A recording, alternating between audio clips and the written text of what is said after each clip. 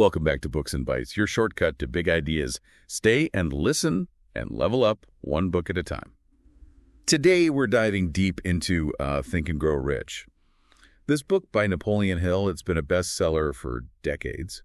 And, there's a good reason why. It's like a blueprint for success built on the wisdom of over 500 incredibly successful people that Hill interviewed. Yeah. So, you know what I think is so fascinating about this book? It's that Hill didn't just focus on, financial wealth. right.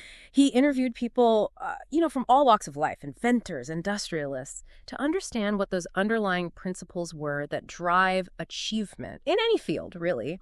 And by understanding these principles, you can really unlock your own potential and achieve your dreams, whatever they may be. Okay. So let's unpack this a little bit. Okay. Hill boils down his findings into 13 principles. Yes. The first one is all about desire. Not just wishing for something, but having this burning, can't sleep at night kind of desire. Exactly. Hill suggests writing down your goals, setting a deadline, and creating a detailed plan to really focus that desire. And he uses the example of Thomas Edison. 10,000 attempts before perfecting the light bulb. That's desire in action. Wow. And Hill actually provides 6 specific steps to cultivate desire. Okay. And writing down your goals and reading them aloud daily is crucial. Wow, 10,000 attempts. Talk about persistence. It might sound simple, but consistently reminding yourself of your aspirations can have a powerful impact, on your subconscious mind. Yeah. Speaking of the power of the mind, Hill's second principle is faith. Yes. And it's not about religion, Yes. but it's about believing in your ability to achieve your goal. Exactly. And he talks about autosuggestion, which sounds a lot like modern-day affirmations. Yeah. If we connect this to the bigger picture, it's all about programming your mind for success. Think about athletes visualizing victory or public speakers rehearsing their talks. They're essentially using autosuggestion to build their confidence and belief. Yeah. Henry Ford's unwavering faith in the future of the automobile, even when others doubted him, is a classic example. It is. So we've got burning desire and unshakable faith. What's next on Hill's success ladder? Specialized knowledge. Okay. It's not about knowing a little bit of everything, but it's about becoming an expert in a specific area. And Hill points out that Henry Ford didn't try to be a master mechanic, electrician, and salesman all at once. Instead, he surrounded himself with specialists. That makes a lot of sense. It's about focusing your learning and constantly developing your skills. It's a reminder that you don't have to know everything. Recognizing your strengths and weaknesses and seeking out expertise in areas where you need support is a key takeaway. All right, moving on to principle number 4, imagination. Yes. This is where things get a bit more abstract. Hill seems to be saying that imagination is the source of all innovation and progress. That's right.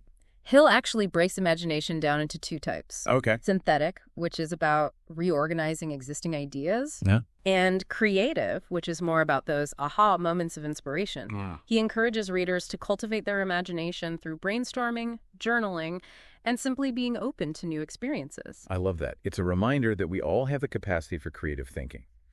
But how do we translate those imaginative sparks into tangible results? Well, that's where organized planning comes in, right? Yeah. Principle number 5 is all about turning those dreams and ideas into actionable steps. Okay. Hill emphasizes the importance of having a detailed plan, but also being flexible and adapting to unforeseen circumstances. Remember Thomas Edison's 10,000 attempts? Right. It took thousands of adjustments to his plan before he finally achieved his goal of creating a practical light bulb. So it's not about having a rigid, set-in-stone plan, but rather a roadmap that can evolve as you learn and grow. I can see how that would be crucial for navigating, the inevitable challenge on the path to success. Absolutely. And that leads us perfectly into the next 2 principles, which are closely intertwined: decision and persistence. Decision. I think we've all experienced the paralysis of procrastination at some point. Hill seems to be a big advocate for making decisions swiftly and sticking to them. He is. And it's not about making rash decisions, but about trusting your gut and avoiding getting bogged down in endless analysis. Once you've made a decision, commit to it and move forward. Hill highlights Henry Ford's bold decision to mass-produce the Model T, a move that revolutionized the auto industry. Okay, so make decisions quickly and change them slowly. Got it. Sure. But what about persistence? How does that fit in? Persistence is the fuel that keeps you going when things get tough. Hill argues that most people give up too soon, right before they're about to achieve a breakthrough. Yeah. Remember Colonel Sanders? Oh, yeah. Over 1,000 rejections before finding a restaurant willing to franchise his chicken recipe. Now that's persistence. That's an incredible story, and it underscores the importance of not letting setbacks discourage you from pursuing your goals. But let's be honest, going it alone can be tough. Is that where the power of the mastermind comes in? You got it. Principle number 9 is all about the power of collaboration and surrounding yourself with a supportive team. Hill uses the term mastermind group, which he describes as a group of like-minded individuals who share ideas, strategies, and encouragement. He even cites Andrew Carnegie, who attributed much of his success to his mastermind group of 50 men. So finding your tribe, your supportive network, is essential for success. It is. It's about leveraging the collective wisdom and energy of a group to achieve something greater than you could on your own. This is getting me really excited. But I have to admit, the next principle is a bit of a head-scratcher. The mystery of sex transmutation. I know, it's definitely one of the more controversial principles in the book, but before you jump to conclusions, it's important to understand what Hill is really talking about. He's not advocating for promiscuity, but rather for channeling sexual energy into creative and ambitious pursuits. Okay, that makes a bit more sense. So it's about transforming that raw energy into something productive, something that fuels our passions and propels us forward. Exactly. Now, I know this is a sensitive topic, so we won't delve too deeply into it, but it's worth noting that many historical figures, from artists to inventors, have spoken about the power of transmuting sexual energy into creative output. It makes you wonder how many great works of art or inventions or businesses were born out of this principle. Okay. But let's shift gears a bit and delve into those final 3 principles, Okay. which all kind of revolve around the power of the mind. Hill talks about the subconscious mind, the brain, and the sixth sense. These seem pretty interconnected, wouldn't you say? Absolutely. Hill's really emphasizing the holistic nature of success. It's not just about taking external actions, Right. but it's about, cultivating the right internal state. Yeah. He starts by highlighting the incredible power of the subconscious mind. It's constantly absorbing information, beliefs, emotions, and it acts upon them without our conscious awareness. So it's like a hidden control panel that's constantly influencing our thoughts, feelings, and actions. Precisely. And because it operates beneath the surface, we often don't realize how much it's shaping our reality. That's why Hill stresses the importance of, feeding our subconscious minds with positive, empowering thoughts. He suggests techniques like affirmations and visualization to reprogram our subconscious beliefs and align them with our goals. It's fascinating to think that, we have this incredible power within us to shape our own destinies. Yeah. But Hill doesn't stop there. He also talks about the brain as a broadcasting and receiving station for thought. What does he mean by that? He's suggesting that our thoughts are not just internal chatter, but actual vibrations of energy that can influence the world around us. Wow. And just as a radio picks up different frequencies, our brains are constantly tuning into the thoughts and emotions of others. So the people we surround ourselves with, the information we consume, the environments we inhabit, All that. they all have a profound impact on our thinking. Absolutely. That's why it's so crucial to be mindful of our mental diet. Are we exposing ourselves to positive, uplifting influences, or are we constantly bombarded with, negativity and fear? The quality of our thoughts directly impacts the quality of our lives. A powerful reminder that we have more control over our thoughts and emotions than we often realize. But what about the sixth sense? This one seems a bit more mysterious. It is. Hill describes the sixth sense as intuition. That inner knowing that goes beyond logic and reason. It's that gut feeling that tells us when something is right or wrong, when to take a chance, or when to hold back. So it's about learning to trust our instincts, even when they defy conventional wisdom. Exactly. Hill believes that the sixth sense is our connection to a higher intelligence, a source of wisdom and guidance that transcends our limited human understanding. Yeah. He encourages us to develop our intuition by paying attention to our dreams, hunches, and those subtle nudges that often guide us in the right direction. It sounds like cultivating our sixth sense requires a certain level of self-awareness and mindfulness. It's about quieting that external noise and tuning into that inner voice that often knows what's best for us. You've hit the nail on the head. It's about developing that inner compass that can guide us through life's challenges and help us make decisions that are aligned with our true purpose. These final 3 principles really emphasize the importance of inner work alongside external action. It's a holistic approach to success that encompasses our thoughts, emotions, beliefs, and intuition. Exactly. And it all ties back to Hill's core message. Success is not just about luck or circumstance, Right. but about aligning our thoughts, beliefs, and actions with our deepest desires. It's about cultivating a mindset of abundance, believing in ourselves, and taking consistent action towards our goals. This has been an incredible exploration of Hill's 13 principles. But before we wrap up this deep dive into Think and Grow Rich, I want to circle back to something you said earlier about the subconscious mind.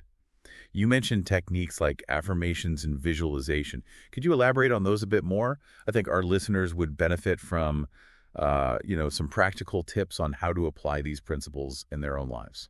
Absolutely. Affirmations are positive statements that we repeat to ourselves either silently or aloud to reprogram our subconscious beliefs. The key is to choose affirmations that are specific, believable, and emotionally charged. For example, instead of saying, I want to be rich, you might say, I am attracting abundance and prosperity into my life. Right. The more you repeat these affirmations with conviction and feeling, the more they sink into your subconscious and start to influence your thoughts and actions. So it's about replacing those limiting beliefs with empowering ones. Yeah. What about visualization? How does that work? Visualization is a powerful technique where you create a vivid mental picture of yourself already achieving your goal. You engage all your senses, imagining what it feels like, sounds like, even smells like to be living your dream life. Mm-hmm. The more detailed and emotionally engaging your visualization, the more you convince your subconscious mind that it's already a reality. It's like a mental rehearsal for success. Yeah. You're essentially training your mind to believe that your goal is attainable, which in turn motivates you to take the necessary actions to make it happen. Precisely. And the beauty of these techniques is that they can be applied to any goal, whether it's financial success, improved relationships, better health, or anything else you desire. It's about harnessing the power of your mind to create the life you want. It's a message of empowerment and possibility. We all have that potential to achieve great things if we believe in ourselves and tap into that incredible power of our minds. But what I find really interesting is that Hill grounds these seemingly abstract concepts in real-world examples. Right. He constantly refers back to the lives of those successful people that he interviewed, showing how they applied these principles to, achieve extraordinary results. Yeah, and I think that's what makes Think and Grow Rich so compelling. Mm-hmm. It's not just theory, right? It's based on real-world observation and insights from some of the most accomplished individuals in history. Yeah. Take Henry Ford, for example. Hill uses him as a case study throughout the book, Right. highlighting how Ford applied these principles to, completely revolutionize the auto industry. His unwavering faith in the automobile's future, his bold decision to mass produce the Model T, his ability to surround himself with the right people. Right. All of these were key factors in his success. And it's not just about business success, right? No, not at all. These principles can be applied to any area of life, whether it's relationships, health, personal growth, or anything else that you're passionate about. Exactly. Think about Colonel Sanders, right? He faced over 1,000 rejections before finding a restaurant willing to franchise his chicken recipe. Oh, wow. Yeah. That's persistence in action. It's a reminder that success often comes after a series of setbacks and failures. The key is to, keep going, to learn from your mistakes, and to never give up on your dreams.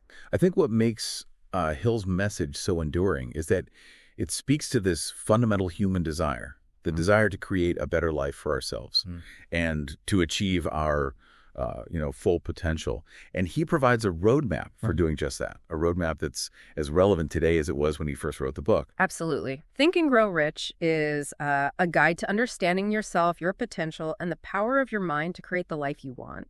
It encourages you to identify your deepest desires, cultivate the belief that you can achieve them, and then take consistent action in alignment with your goals. It's a journey of self-discovery and empowerment. It really is.